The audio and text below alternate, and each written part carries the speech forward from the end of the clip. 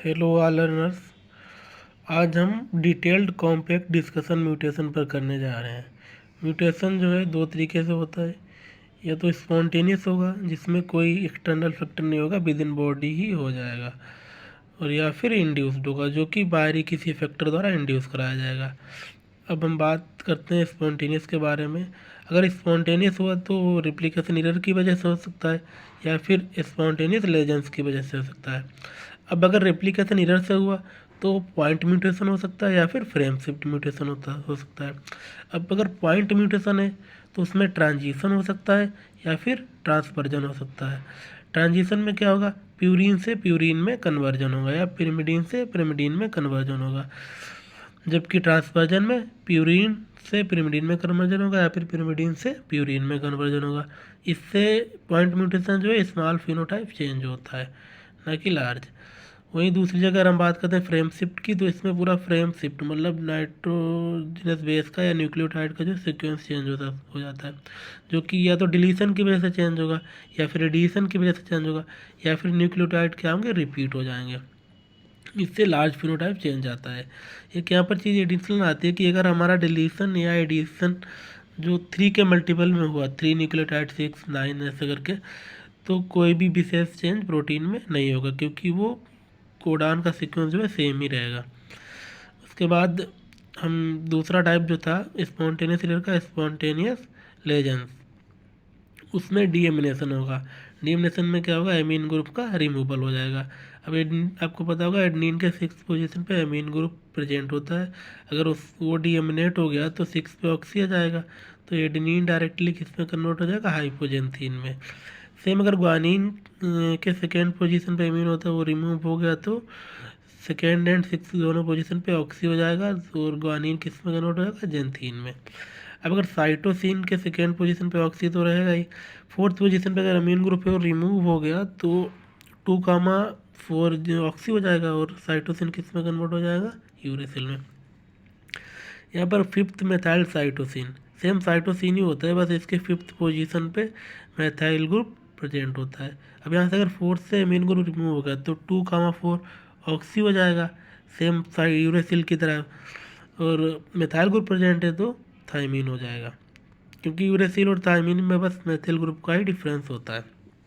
उसके बाद डीप्यूरिनेशन होगा, वहाँ पर एंजाइम वगैरह दिए हुए हैं। डीप्रिमिडेशन भी हो सकता है, और ऑक्सीडेटिव डैमेज होता है, जिससे फ्री रेडिकल्स ऑक्सीजन के हाइड्रोजन पेरोक्साइड के या हाइड्रोक्सी के जनरेट हो सकते हैं, जो कि generally 8th position of purine जो कि एडनिन ग्वानिन है, या फिर 5th position of cytosine uracil पे अटैक कर सकते हैं। और जो स्पॉन्टेनियस लेजेंस में आपका टेट्रोमेरिज्म भी हो सकता है, जिसमें हाइड्रोजन बांड पैटर्न चेंज हो जाएगा। अभी नाइट्रोजनस बेस रिंग मतलब पैटर्न ही चेंज हो जाएगा, ऊपर नीचे हो जाएगा। और इसके अलावा स्लिप्ड स्ट्रैंड मिसपेयरिंग के कारण भी स्पॉन्टेनियस लेजेंस होते हैं। ये हमारा पूरा पोर्शन हो गया स्पॉन्टेनियस म्यूटेशन का, जिसमें कि कोई भी एक्सटर्नल फैक्टर रिक्वायर्ड नहीं होता है। सेकेंड टाइप यहाँ पर आता है इंड्यूस्ड म्यूटेशन, मतलब वो किसी भी बाहरी फैक्टर द्वारा इंड्यूस कराया जाएगा। तो आइए उस पर बात कर लेते हैं। इंड्यूस म्यूटेशन में जो है फिजिकल रेडिएशन हो सकता है, केमिकल म्यूटेशन हो सकता है। अब फिजिकल में ऑब्वियस सी बात है कि हमारी रेज जो है, यूवी रेज और एक्सरे वगैरह जो भी ईएम रेडिएशन से आती हैं, वो सब कर सकती हैं। अब इसमें एक आयनाइजिंग होगा और एक नॉन आयोनाइजिंग होगा। आयनाइजिंग में एक्सरे होगा जो कि क्रोमोसोम को ब्रेक कर देंगे, क्योंकि आपको पता है एक्सरे के पास काफ़ी ज़्यादा एनर्जी होती है, और नॉन आयनाइजिंग के पास कम एनर्जी होगी, जैसे यूवी रेज जो कि थायमीन डाइमर वगैरह फॉर्म कर देगी। तो ये जो इंड्यूस्ड म्यूटेशन है वो फिजिकल इंड्यूस्ड म्यूटेशन के अंदर आ जाएगा। अब कुछ केमिकल्स भी होते हैं जो म्यूटेशन को इंड्यूस करेंगे, जैसे एक आता है बेस एनालॉग जो मिमिक कर देगा, मतलब एक बेस पेयर है तो सिमिलरली दूसरा बेस पेयर उसी की तरह मिमिक हो जाएगा, तो जो पेयरिंग होगी ना उसमें सिमिलरिटी होगी तो मिस पेयर हो जाएगा। जैसे 5-ब्रेमो यूरासिल, ये थाइमीन का एनालॉग होता है, मतलब थाइमीन की जगह पे एडनीन से जुड़ जाएगा। और यहाँ पर 2-अमाइनो प्यूरिन है, ये एडनीन का एनालॉग होता है।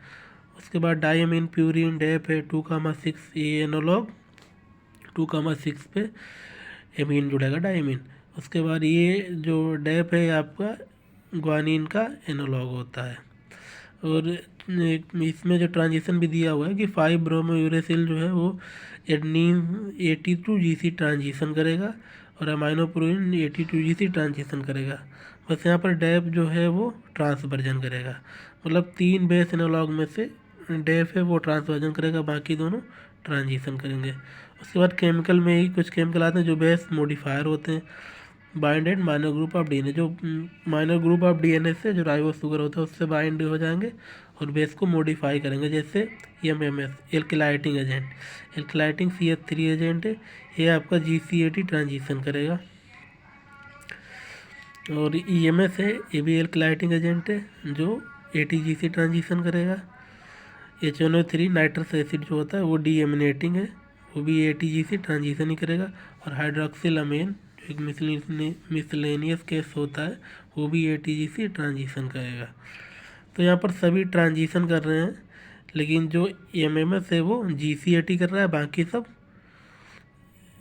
MMS और हाइड्रोक्सिल अमीन GC80 कर रहे हैं, बाकी सब ATGC ट्रांजिशन कर रहे हैं। ये दो ही हैं जो GC to AT ट्रांजिशन कर रहे हैं। उसके बाद यहाँ पर वही दिया भी है, MMS और GC80 ट्रांजिशन करेंगे और जो डैप होगा वो ट्रांसवर्जन करेगा, बाकी सब ट्रांजिशन ही करेंगे, चाहे GC80 करें या फिर ATGC करें। और थर्ड वन आता है इंटरकलेटिंग एजेंट। जो डाइज मोस्टली होती हैं वो इंटरकलेटिंग एजेंट होती हैं और ये भी डीएनए के माइनर ग्रुप से बाइंड करके इंटरकलेट कर जाती हैं, जैसे ETBR हो गया, एक्रिडीन ऑरेंज हो गया और प्रोफेलेविन हो गया। और ये डाई जनरली क्या करती हैं, फ्रेम को शिफ्ट कर देती हैं। तो ये हमारा बेसिक इंट्रोडक्शन था म्यूटेशन का डिटेल्ड, कि कैसे केमिकल और फिजिकल तरीके से होता है और कुछ जो रिप्लिकेशन है स्पॉन्टेनियस लेजेंस की वजह से होता है। Okay, thank you.